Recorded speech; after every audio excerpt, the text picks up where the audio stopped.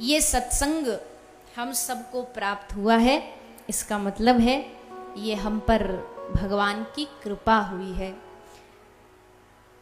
कृपा की न होती जो आदत तुम्हारी, तो सूनी ही रहती अदालत तुम्हारी। अगर भगवान की कृपा की आदत ना होती तो फिर कौन जाता उनके दरबार पर। कृपा की आदत है, इसलिए वो बिन किसी कार्य के, बिना किसी गुण अवगुण को देखे कृपा करके अपने सत्संग से जोड़ देते हैं। और जब जीव सत्संग से जुड़ता है तब धीरे धीरे उसके जीवन में भगवान का निवास आरंभ हो जाता है। एक प्रकार की ये कह सकते हो, ये जो सत्संग होता है ना, ये वार्निंग की घंटी बजाते भगवान टाइम टू टाइम। अब माया में फंसा जीव है, कभी कभी माया धक्का दे के अपनी ओर खींच लेती है, कभी कभी भगवान, ये युद्ध चलता है सारे जीवन जीव का। कभी थोड़ा भक्ति में मन लग जाता है, फिर कोई ऐसा माया का थपेड़ा आता है, फिर अपनी ओर खींच लेता है, फिर आदमी जोर लगाता है, जैसे तैसे सत्संग में पहुंचता है, यहाँ जाकर के फिर उसको ऊर्जा महसूस होती है।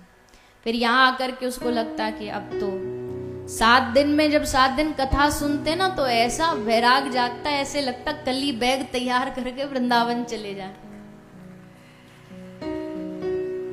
ये व्यास जाए वृंदावन उससे पहले हम चले जाएं। 7 दिन बड़ा अच्छा भी लगता है, उनकी बातें सुनना बढ़िया लगता है, उनके मुख से कथा सुनना अच्छा लगता है।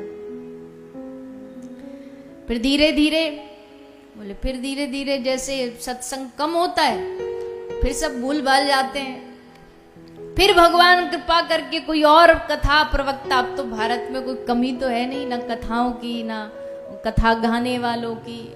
जहां जरा सा भगवान को लगा डोज कम हुई, सोई भगवान तुम्हारे शहर एरिया, तुम्हारे क्षेत्र में कथा भेज देंगे कि आ जा बेटा, थोड़ा अब अपने आप को रिचार्ज कर। कथा उस ऊर्जा को पुनः वाप, कथा एक विचार है और कुछ भी नहीं, कथा एक विचार है, विचार करना, यहां बैठ करके विचार करना। नया साल है, मैं आपको कोई नकारात्मक बात तो कहूंगी नहीं। कई लोग कहेंगे जी समय बीत गया, साल चला गया, ये बातें करना तो नकारात्मक है। नकारात्मक नहीं है, नहीं सोचोगे तो इसकी महत्व को नहीं समझोगे, महिमा को नहीं समझ। जीवन की क्या महिमा ये भी तो पता होनी चाहिए ना, समय की क्या महिमा ये भी तो पता होनी चाहिए।